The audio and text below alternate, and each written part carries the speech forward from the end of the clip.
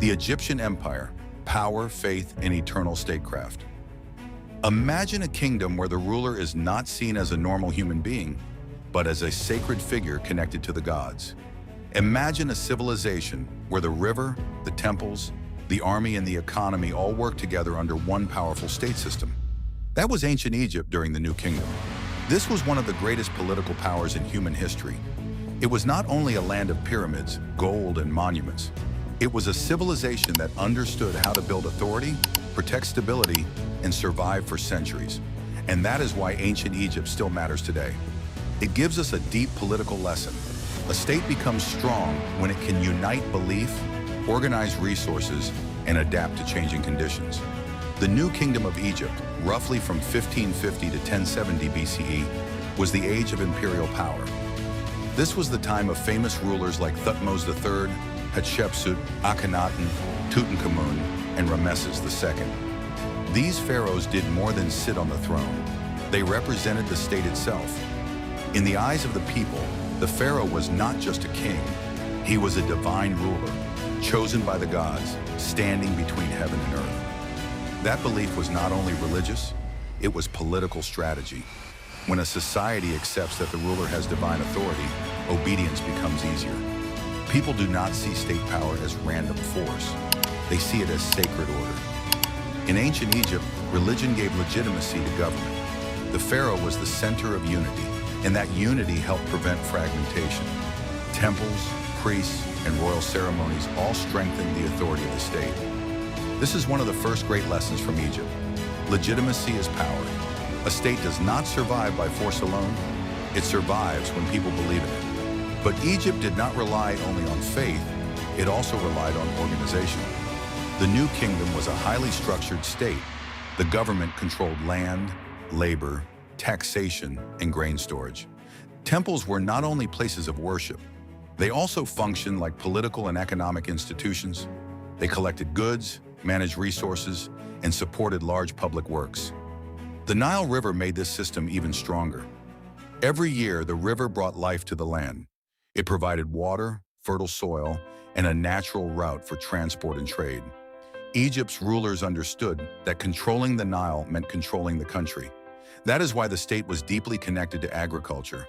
Grain was power, food security was stability, and stability was the foundation of political order.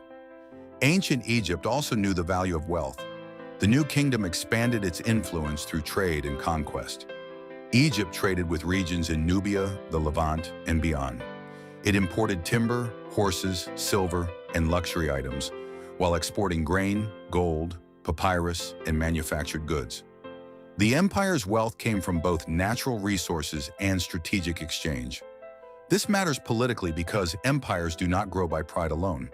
They grow by managing resources wisely. Egypt's rulers understood that economic strength supports military strength, and military strength protects economic strength. Gold from Nubia helped finance the state. Trade routes connected Egypt to the wider ancient world. The empire became rich not because it was lucky, but because it was organized. Now look at the military side. The New Kingdom was not a peaceful age.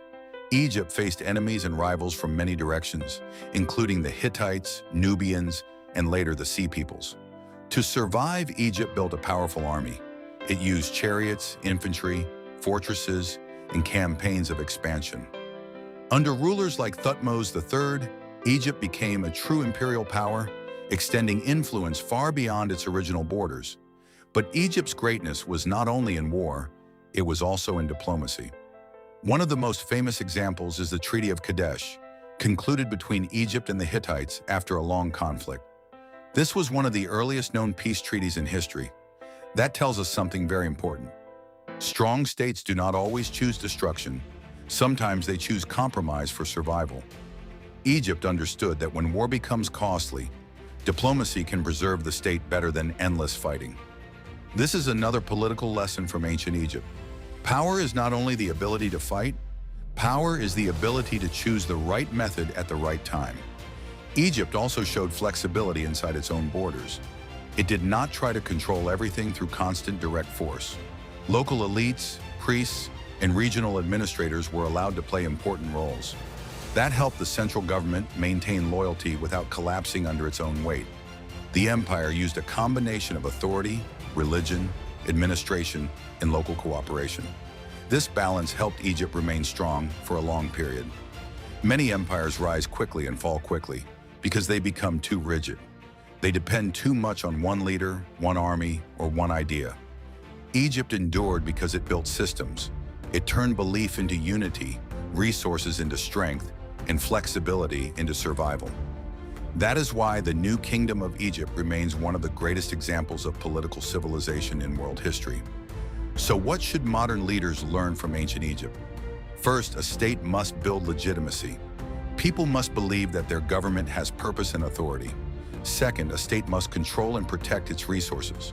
No country becomes strong by chance. Strength comes from planning, discipline, and economic management. Third, a state must remain flexible. A wise government knows when to use power, when to negotiate, and when to adapt. And finally, a great civilization is not remembered only for its monuments. It is remembered for the system behind the monuments. Egypt built temples, tombs, and statues that still stand today. But its deepest achievement was political. It created a stable and organized civilization that lasted for centuries. That is the real legacy of the Egyptian Empire. It was not just a kingdom of stone and gold. It was a kingdom of order, belief, wealth, and strategy.